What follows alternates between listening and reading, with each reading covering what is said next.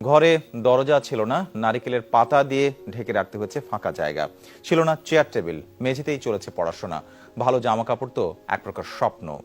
দিনমজুর বাবার ছেলে ময়মনসিংহের ফুলবাড়িয়ার ফখরুল আলম আজ সবকিছু জয় করেছেন। তিনি এখন বিসিএস ক্যাডার। অদম্য এই যুবকের জীবন যুদ্ধের কথা জানবো হুসাইন শাহিদের কাছ থেকে। ময়মনসিংহের ফুলবাড়িয়া উপজেলার বিদ্যানন্দ গ্রাম, এখানেই বাড়ি ফখরুল আলম ও তার পরিবারের। ঘরে ঢুকলেই বোঝা যায় দারিদ্র্যের সাথেই বসবাস তাদের।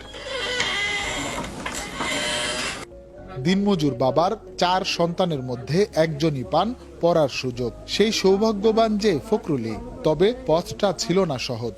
পড়ার কাপড়, বই খাতা সবই ছিল অন্যের। টাকার অভাবে প্রয়োজনীয় অনেক কিছুই পারেননি কিনতে। তারপরও থেমে থাকেনি অগ্রযাত্রা। আমার ঘরে 17 বছর পর্যন্ত কোনো দরজা ছিল না।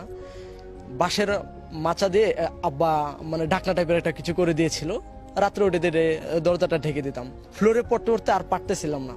তখন আমার আব্বা বাজার থেকে 60 টাকাতে একটা চেয়ার কিনে দিয়েছিল। নতুন জামা কাপড় তো কোনো কিছু ছিল না। আমার পাশের বাড়ি থেকে মা একটা লুঙ্গি নিয়ে আসছিল। আমার পাশের যে মেম্বার, ওনার ছেলে একটা লুঙ্গি নিয়ে আসছিল। ওই লুঙ্গি পরে আমি ক্লাস 6-এ ভর্তি হয়েছি। কষ্টের সেই দিন শেষ আজ। 36তম বিসিএস এ শিক্ষা ক্যাডারে সুপারিশকৃত ফখরুল। তিনি জানালেন, এতদূর আসার পেছনে সবচেয়ে বেশি অবদান তার বাবার। যদি আমি ক্রেডিট দিতে চাই তো 100% আমার বাবার পিছনে চলে যায়। আমার মনে হয় না যে উনি কোনোদিন 100 টাকাতে একটা লুঙ্গি কিনে পড়তে পারছে। উনি যা করছে জীবনে সব আমার জন্যই করছে। ছেলের এগিয়ে যাওয়া খুব কাছ থেকে দেখেছেন বাবা ফজলুল হক ও মা মনোয়ারা বেগম।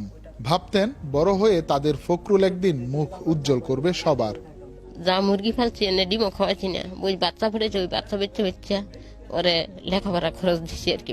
এত কষ্ট করার পরে টাকা ভার্সিটি পড়ছে আমার আল্লাহ দিলে, খুব আল্লাহর কাছে আমি শুকরিয়া আদায় করি সবসময়। আল্লাহ তুমি সবকিছুই পারো। বিসিএস ক্যাডার হওয়ার কিছুদিন আগে একটি ব্যাংকে চাকরি পান ফখরুল আলম। সম্প্রতি বেতনের টাকা দিয়ে পরিবারের জন্য ঘর নির্মাণ কাজ শুরু করেছেন তিনি। দারিদ্রতার জন্য যারা পড়াশোনা ছেড়ে দিতে চান কিংবা হীনমন্যতায় ভোগেন, তাদের জন্য অন্যতম উদাহরণ এই ফখরুল আলম। আবার যারা সকল সুযোগ সুবিধা পেয়েও পড়াশোনা করছেন না, হেলায় জীবন নষ্ট করছেন, তাদের জন্য উদাহরণ এই ফখরুল আলম। তার ইচ্ছা দারিদ্র জনগোষ্ঠীর শিক্ষার উন্নয়নে কাজ করার। হুসাইন শাহিদ, যমুনা নিউজ, ফুলবাড়িয়া, ময়মনসিংহ।